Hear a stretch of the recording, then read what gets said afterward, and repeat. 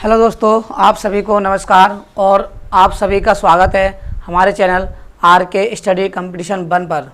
जैसा कि आप सब जानते हैं कि हमारे चैनल पर सारे धीरे धीरे सारे विषय आपको मिलने वाले हैं और हमारी जो सीरीज़ चल रही हैं वो चल रही है इंग्लिश, मैथ, साइंस और हिंदी की। तो जो आपको मैथ, साइंस और हिंदी में जो कंटेंट मिल रहा है वो आपको प्योर NCERT मिल रहा है। हिंदी और साइंस दोनों ही जो कंटेंट आपको दिए जा रहे हैं वो NCERT दिए जा रहे हैं। और आने वाले वक्त में जो आने वाला वक्त है हमारा, उसमें हम जो आपको और विषय भी देंगे और उसके साथ साथ आपको जो मिलेगा कंटेंट जो मिलेगा आपको वो NCERT ही मिलेगा। जैसा कि हम पढ़ रहे हैं अपने साइंस में बायोलॉजी, और बायोलॉजी में हम पहला ही पार्ट पढ़ रहे हैं, वो पार्ट है हमारा पाचन तंत्र। और पाचन तंत्र में आज हम जो पढ़ेंगे वो पढ़ेंगे आंत। क्या पढ़ेंगे? आंत। हमने इससे पहले क्या पढ़ा? वो पढ़ा अमाशय के बारे में जाना। अब मैंने एक बात ये बताई थी, जो अमाशय होता है उसमें क्या पाया जाता है? एक HCl होता है और रेनिन होता है।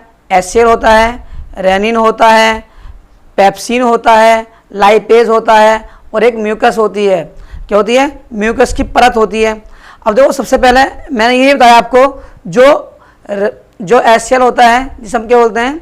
हाइड्रोक्लोरिक अम्ल। क्या बोलते हैं? हाइड्रोक्लोरिक अम्ल। अब जो हाइड्रोक्लोरिक अम्ल होता है, क्या होता है? हाइड्रोक्लोरिक अम्ल। तो मैंने उसकी तुम्हें क्या बताई? विशेषता बताई। सबसे पहली विशेषता, इसका pH मान जो होता है वो 1.4 से 1.5 होता है। इसका जो pH मान होता है वो 1.4 से 1.5 होता है। दूसरी बात, ये बैक्टीरिया को नष्ट करता है। क्या करता है? बैक्टीरिया को नष्ट करता है, यानी समाप्त करता है, जिसे हम बोलते हैं जीवाणु। और तीसरी बात, ये भोजन को सड़ने से बचाता है। क्या करता है? भोजन को सड़ने से बचाता है। और इसकी जो प्रकृति होती है वो क्या होती है? वो अम्लीय होती है। क्या होती है? अम्लीय होती है इसकी प्रकृति। अब बात आई नंबर 2, जो हमारा था वो हमारा था रेनिन। क्या था? रेनिन। जो रेनिन होता है वो दुग्ध का पाचन करता है। क्या करता है? जो रेनिन होता है हमारा वो दुग्ध का पाचन करता है। और जो पेप्सिन होता है वो प्रोटीन का पाचन करता है। किसका पाचन करता है? प्रोटीन का। तो यही क्वेश्चन पूछा जाता है कि प्रोटीन का पाचन कहाँ से शुरू होता है? तो वो शुरू होता है हमारा अमाशय से, जिसे हम क्या बोलते हैं? स्टोमच। अब तीसरी बात, हमारा बच्चा लाइपेज। तो जो लाइपेज होता है वो वसा का पाचन करता है। जो लाइपेज होता है वो वसा का पाचन करता है।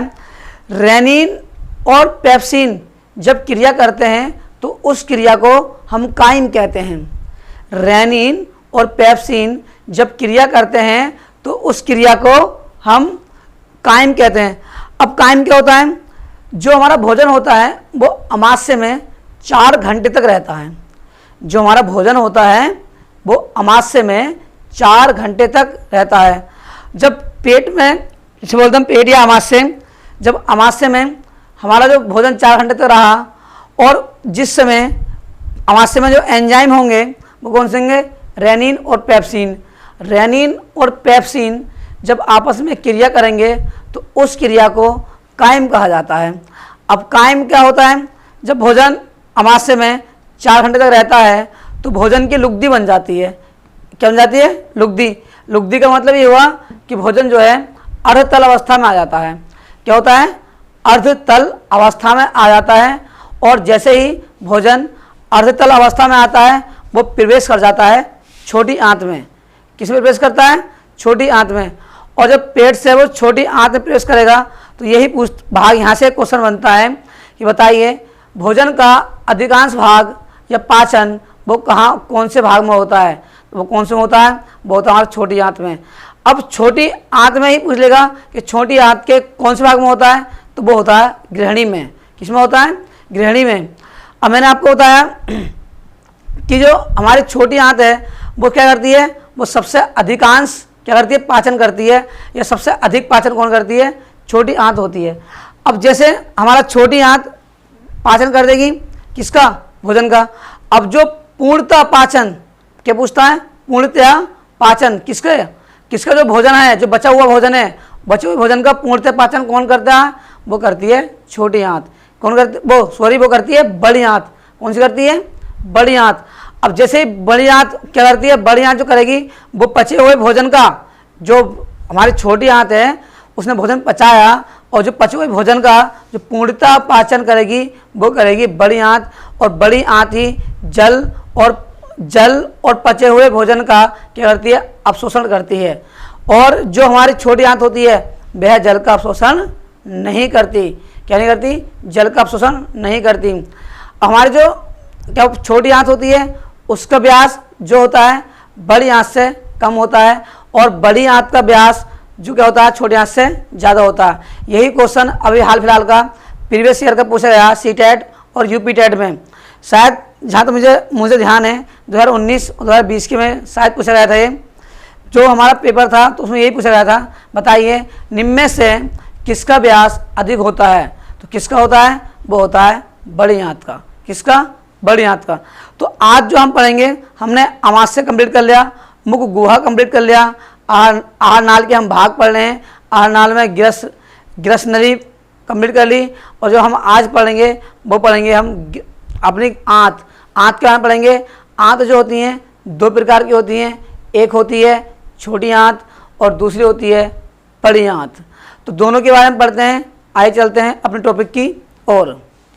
देखिए सवाल में हमारा ये क्वेश्चन है, जो आंत है वो क्या भागों में बटी होगी? दो भागों में, एक छोटी आंत और एक बड़ी आंत। अब यहाँ से क्वेश्चन पूछता है। क्या होता है? यहाँ से क्वेश्चन पूछता ही है। अब देखिए जो हमारी छोटी आंत होती है इसे बोलते हैं क्षुद्र आंत। क्या बोलते हैं? क्षुद्र आंत। इसे क्या बोलते हैं हम? इसे बोलते हैं क्षुद्र आंत। ठीक है। अब देखिए इसकी लंबाई जो होगी वो 6 से 6.9 मीटर, 6 से 6.9 मीटर। यदि आपको ऑप्शन में 6 भी है और 6.9 भी है तो आप जो लगाएंगे सही जो होगा वो 6.9 ही माना जाएगा। तो जो छोटी आंत की लंबाई हुई भी कितनी हुई? 6 से 6.9 मीटर। अब दूसरी बात, इसका मुख्य कार्य भोजन का अधिकांश पाचन करना होता है। मैंने आपको बताया कि हमारा जो भोजन का अधिकांश पाचन जो करता है वो कौन सा भाग करता है? वो करता है हमारा छोटी आंत। कौन करती है? छोटी आंत। सबसे अधिक पाचन जो होता है जो वो करती है हमारी छोटी आंत ही करती है।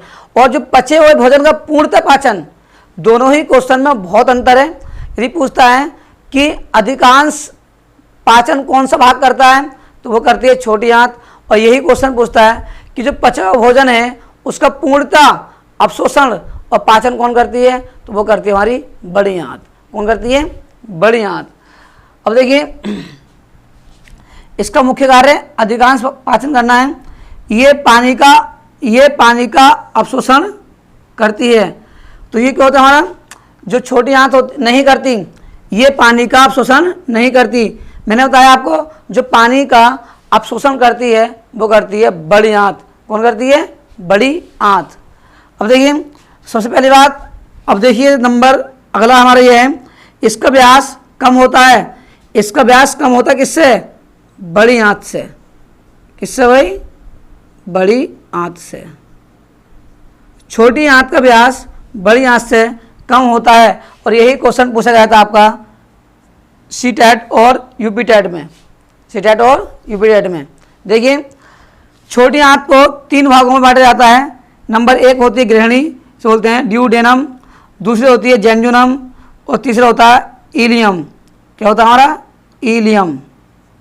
तीसरा कौन होता है हमारा? तीसरा होता है इलियम। अब देखिए पढ़ते हैं तीनों के बारे में। नंबर 1 गृहिणी, ये अमाशय से भोजन को ग्रहण करता है, ये ग्रहण करती है, तथा सबसे अधिक पाचन इसी भाग में होता है। मैंने आपको बताया कि सबसे अधिक पाचन किस में होता है? वो होता है हमारा छोटी आंत में।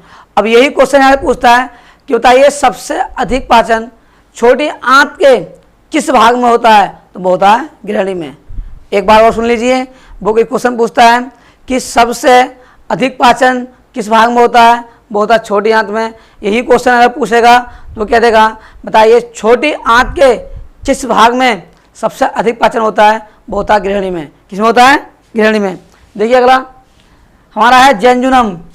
जेजुनम अब जेजुनम देखिए, ये गृहिणी भाग को इलियम भाग से जोड़ता है, ये गृहिणी भाग को इलियम भाग से जोड़ता है। अब देखिए इलियम क्या होता है हमारा, हम पढ़ते हैं इलियम के बारे में। इलियम क्या होता है, नंबर 3 हमारा भाग है इलियम। इसमें भोजन का अवशोषण होता है। इलियम में क्या होता है, इलियम में ही भोजन का अवशोषण होता है, ना कि जल का। ठीक, अब देखिए इसमें भोजन का अवशोषण होता है। इसमें बिलाई बिलाई बिलाई पाई जाती है, जिसे बोलते हैं रसा अंकुर। क्या बोलते हैं, रसा अंकुर। क्या बोलते हैं इसे, रसा अंकुर, बिलाई। अब बिलाई होती क्या है, बिलाई होती है हमारी, क्या कहते हैं कि अंगुलियों के समान संरचना बिलाई कहलाती है। और ये हमारा जो बसा होता है, बसा को तोड़ने का कार्य करती है। ये भोजन के अनुसार ही अपना आकार बदलती रहती है। जैसे मैं आपको समझाऊं, ये मान लो एक ब्रुश की तरह होती है, ये इस प्रकार से इसमें भी होते हैं कांटे से, अंगुलियों के समान संरचना से होती है। इस पर क्या होती है, अंगुलियों के समान संरचना। जैसे हमने कोई भोजन लिया, तो मान लो ये भोजन का कार्य है, तो ये भोजन यहाँ प्रवेश करेगा, तो ये एक ब्रुश की तरह कार्य करेंगे। जो अंगुलियाँ होती हैं, जिसे रसांकुर बोलते हैं, एक ब्रुश की तरह कार्य करते हैं। जिस प्रकार से हम अपने दांतों को साफ करते हैं, और दांत साफ करने के लिए क्या चाहिए, ब्रुश चाहिए। तो जिस प्रकार से ब्रुश कार्य करता है, उसी प्रकार से जो हमारी ये बिलाई होती है, ये कार्य करती हैं। किसमें, छोटी आंत में। और छोटी आंत के कौन से भाग में, इलियम में। ठीक है, अब देखिए, अब जैसे जैसे ये भोजन टूटते रहेगा इस प्रकार से, फिर ये और छोटा होगा, फिर और छोटा, फिर इसके खंड बन जाएंगे। क्या बन जाएंगे, खंड। तो क्या होता है, जो इलियम होता है, तो ये क्या करता है, जो हमारा बिलाई होता है, ये इसके क्षेत्रफल को एडजस्ट करता है, कमवर्ती करता है। देखिए इसमें बिलाई पाई जाती हैं, ये अवशोषण के लिए क्षेत्रफल को बढ़ा देता है। क्या कर देता है, क्षेत्रफल को बढ़ा देता है। अब यहाँ से क्वेश्चन बना हुआ है, छोटी आंत यकृत एवं अग्नाशय का श्रावण ग्रहण करती है। ये पूछा है, बताइए कौन सा भाग अग्नाशय और यकृत का क्या करती है, श्रावण ग्रहण करती है। वो कौन सी, हमारी छोटी आंत। और अंगुलियों के समान जो संरचना पाई जाती है, जिसे हम बिलाई कहते हैं, वो किसमें पाई जाती है, वो पाई जाती है हमारी छोटी आंत में। अब पढ़ते हैं, देखिए हम बड़ी आंत के बारे में, आप इसे नोट कीजिए।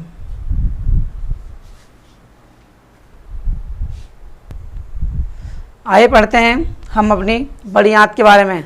तो मैंने आपको बताया कि छोटी आंत में क्या क्या पाया जाता है, और सबसे अधिकांश भाग जो होता है पाचन का, वो किस में होता है, वो छोटी आंत में होता है। और छोटी आंत को ही 3 भागों में बांटा जाता है, एक गृहिणी, एक मध्य भाग, और तीसरा इलियम। तो जो गृहिणी होता है, उसका आकार जो होता है, वो यू के जैसा होता है। ये क्वेश्चन पूछा गया है कि किसका आकार यू के जैसा होता है। और मैंने आपको एक और बताया था कि जे का आकार किसका होता है, जे जैसा आकार वो किसका होता है, वो होता है अमाशय का। तो यही क्वेश्चन पूछे गए हैं, और हाल ही फिलहाल में एनटीपीसी में पूछे गए हैं। तो जो हमारी साइंस चल रही है, ये सभी एग्ज़ाम के लिए ही आपको बेनिफिट रहेगी। मैंने कहा आपसे कि मैं जो है आपको साइंस में एक टॉपिक, प्रत्येक टॉपिक बहुत विस्तार से पढ़ाया जाएगा। जैसे क्वेश्चन बन रहे हैं, वही क्वेश्चन आपको पढ़ाए जाएंगे। देखिए हमने छोटी आंत पढ़ी, छोटी आंत के बारे में पढ़ा। अब हम पढ़ते हैं बड़ी आंत के बारे में। तो बड़ी आंत की विशेषता क्या होती है, इसकी जो लंबाई होती है वो 1.5 होती है, लेकिन इसके व्यास के कारण ही इसे क्या कहा जाता है, इसे बड़ी आंत कहा जाता है। क्या कहा जाता है, बड़ी आंत। तो छोटी आंत और बड़ी आंत में किसका व्यास अधिक होगा, तो जो व्यास अधिक होगा वो हमारा होगा बड़ी आंत का। किसका होगा, बड़ी आंत का। एक और क्वेश्चन यहाँ से पूछा गया है कि बताइए कि जो हमारा ई कोलाई बैक्टीरिया है या जीवाणु है, वो किसमें पाया जाता है, तो वो पाया जाता है हमारा बड़ी आंत में। किसमें, बड़ी आंत में। देखिए पढ़ते हैं अपनी बड़ी आंत के बारे में। इसकी लंबाई 1.5 मीटर होती है। इसका व्यास छोटी आंत से ज़्यादा होता है। इसमें पचे हुए भोजन और जल का पूर्णतः अवशोषण होता है। ये क्वेश्चन इस वाली लाइन पर हमारा स्टार, क्योंकि यही पूछा गया है कि किसमें पचे हुए भोजन और जल का अवशोषण होता है। किसमें होता है? बड़ी आंत में होता है। किसमें होता है? बड़ी आंत में। देखिए अगला, इसके भाग में कृमि रूप परिशेषिका इसे बोलते हैं अपेंडिस। तो जो कृमि रूप परिशेषिका होती है इसे बोलते हैं अपेंडिस हम। तो जो इसकी लंबाई होती है वो 2 से 4 इंच 2 से 4 इंच तक की होती है। कितनी? 2 से 4 इंच तक की होती है। यदि इससे ये भाग ज़्यादा बढ़ जाता है तो इसे क्या बोल देते हैं? हम अपेंडिस बोलते हैं। या सिर्फ जो घास फूस खाते हैं उसका ही अवशोषण करती है। और यहाँ से क्वेश्चन पूछता है, और इसे एक दूसरा नाम और है इसका, इसे बोलते हैं पुच्छ। पुच्छ क्या बोलते हैं? पुच्छ। तो यही पूछता है कि पुच्छ भाग है वो किसका है? तो वो है हमारी बड़ी आंत। और बड़ी आंत क्या बोलते हैं? बृहद आंत्र। क्या बोलते हैं? इसे बोलते हैं हम बृहद आंत्र। क्या बोलते हैं? बृहद आंत्र। तो जो हमारा ये पूछा गया कि पुच्छ जो होता है, पुच्छ, एक बार और समझ लें, पुच्छ भाग जो होता है वो किसका होता है? वो होता है बृहद आंत्र का। किसका? बृहद आंत्र का। अब देखिए, तो मैंने बताया जी कृमि रूप परिशेषिका होती है, इसे बोलते हैं अपेंडिस। इसकी लंबाई कितनी होती है? 2 से 4 इंच। कितनी होती है? 2 से 4 इंच। और इसे हम बोलते हैं अपशेषी अंग। क्या बोलते हैं? अपशेषी अंग। और मैंने एक चीज़ और बताई थी, जो दूसरा अपशेषी अंग होता है कठोरतम वाला, वो कौन सा होता है? वो होता है अकल की डाल। और जो तीसरे नंबर का चर्वणक होता है उसे हम बोलते हैं अकल की डाल। इसका कोई कार्य नहीं होता। इसका अकल की डाल का, इसे हम इंग्लिश में क्या बोलते हैं? विजडम। क्या बोलते हैं? विजडम। तो उसे वो क्या होता है? वो भी एक अपशेषी अंग होता है। लेकिन बड़ी आंत में जो अपशेषी अंग होता है, बड़ी आंत में जो अपशेषी अंग होता है वो होता है हमारा कृमि रूप परिशेषिका। इसे बोलते हैं अपेंडिस। इसे बोलते हैं पुच्छ। क्या बोलते हैं? पुच्छ। अब देखिए, छोटी आंत और बड़ी आंत के जोड़ को सीकम कहते हैं। जहाँ पर आप ये संरचना देख रहे होगे, इस संरचना में ये जो दिखाई दे रही है आपको, ये हमारी क्या बड़ी आंत है, और जो इसके अंदर है वो क्या हमारी ये छोटी आंत है। और जहाँ ये खुल रही है, जहाँ ये खुल रही है, जहाँ छोटी आंत बड़ी आंत में खुलती है, उसे हम क्या बोलते हैं? उसे बोलते हैं सीकम। उसे क्या बोलते हैं? सीकम। तो यहाँ क्वेश्चन पूछता है कि छोटी आंत और बड़ी आंत के जोड़ को क्या कहते हैं? एक बार और सुनिए, छोटी आंत और बड़ी आंत के जोड़ को क्या कहते हैं? छोटी आंत और बड़े आंत के जोड़ को हम सीकम कहते हैं। क्या कहते हैं? सीकम कहते हैं। अब देखिए, ये इसका दूसरा नाम क्या होता है? इसका दूसरा नाम कोलन होता है। अब जो ये भाग जो होता है, ये वाला भाग जो होता है, इसे बोलते हैं हम कोलन। क्या बोलते हैं? कोलन। इसे बोलते हैं बृहद आंत्र। क्या बोलते हैं? बृहद आंत्र। अब देखिए, जो ये होता है, ये होता है मलाशय, इसे बोलते हैं रेक्टम। और जो ये होता है इस प्रकार लास्ट में, इसे बोलते हैं एनस। क्या बोलते हैं? एनस। जिसे बोलते हैं गूदा। क्या बोलते हैं? गूदा द्वार। क्या बोलते हैं? गूदा द्वार। अब ये जो आपकी ये बड़ी आंत है, और जो ये भाग होता है अपशेषी भाग या अपशेषी अंग, इसे हम क्या बोलते हैं? इसे बोलते हैं कृमि रूप परिशेषिका, या इसे बोलते हैं अपेंडिस, और इसे बोलते हैं पुच्छ। क्या बोलते हैं? पुच्छ। तो ये क्वेश्चन पूछता है कि पुच्छ किसका भाग है? पुच्छ किसका भाग है? अब देखिए, हमने और आगे देखते हैं। बड़ी आंत में एक इकोलाई जीवाणु या बैक्टीरिया पाया जाता है। ये बैक्टीरिया विटामिन के, विटामिन B12 के उत्पादन में सहायक होता है। तो विटामिन के और विटामिन B12 के उत्पादन में कौन सहायक होता है? E coli bacteria. तो देखिए, हमने जो है आज आंत के बारे में पढ़ा, और दोनों आंतों में आपने बहुत ही अच्छे से डिफरेंस कर लिया होगा। मैं आप एक बार और कह रहा हूँ, जब भी आप वीडियो देखें, वीडियो देखते समय आपको एक पेन और एक कॉपी साथ लेके बैठना है। दोनों को आप साथ लेके बैठोगे, और जो बातें हम बोलते हैं और लिखते हैं उन्हें बहुत ही सुंदर भाषा में आप लिखिए और उन्हें याद कीजिए। हमने क्या कहा कि आपको जो दिया जा रहा है वो NCERT कंटेंट दिया जा रहा है, इससे बचकर आपका कहीं भी नहीं जाएगा। तो हमने आज जो पढ़ा वो पढ़ा छोटी आंत और बड़ी आंत। तो यहाँ से जो क्वेश्चन बने मैंने आपको बताए और समझाए। मैं एक बार और रिपीट कर रहा हूँ। ये एक क्वेश्चन छोटी आंत से पूछता है कि किसका व्यास अधिक होता है दोनों में? तो व्यास अधिक होता है बड़ी आंत का। और अंगुलियों के समान संरचना जिसे बोलते हैं बिलाई, किसमें पाई जाती है? वो पाई जाती है हमारी छोटी आंत में। और तीसरी बात पूछता है कि जो यू आकार होता है वो किसका होता है? वो छोटी आंत के पहले भाग का ग्रहणी का होता है, यू जैसे आकार। और सबसे अधिक पाचन या अधिकांश पाचन किसमें होता है? छोटी आंत में होता है। और छोटी आंत के ही कौन से भाग में होता है? ग्रहणी में होता है। तो जैसे कि आपने देखा कि हमने सब छोटी आंत और बड़ी आंत में बहुत अच्छे से डिफरेंस कर दिया है। तो आपसे बस यही अनुरोध रहेगा कि आप अच्छे से मेहनत कीजिए और अपने एग्ज़ाम में अच्छे मार्क्स लाइए। हमने कहा कि हम आपको बहुत अच्छे से कंटेंट देंगे और प्योर कंटेंट जो रहेगा आपका वो NCERT ही रहेगा। आप पढ़ के भी याद रखो कि हमने RK स्टडी कंपटीशन पर अपनी तैयारी की और वहाँ से पढ़ के इस सभी सब्जेक्ट स्पेशल रूप से हमने पढ़े और उन्हें अच्छे से याद किया। तो मैं ये कहना चाहता हूँ आपसे कि आप बस मेहनत कीजिए, फल देना ना देना ऊपर वाले के हाथ में है। मेहनत 80% काम आती है और 20% आपका नसीब होता है। मेहनत के आगे नसीब बहुत कम काम करता है। मैं मानता हूँ नसीब भी बहुत काम करता है, लेकिन मेहनत भी बहुत ज़रूरी है। तो आप सभी को धन्यवाद और नमस्कार।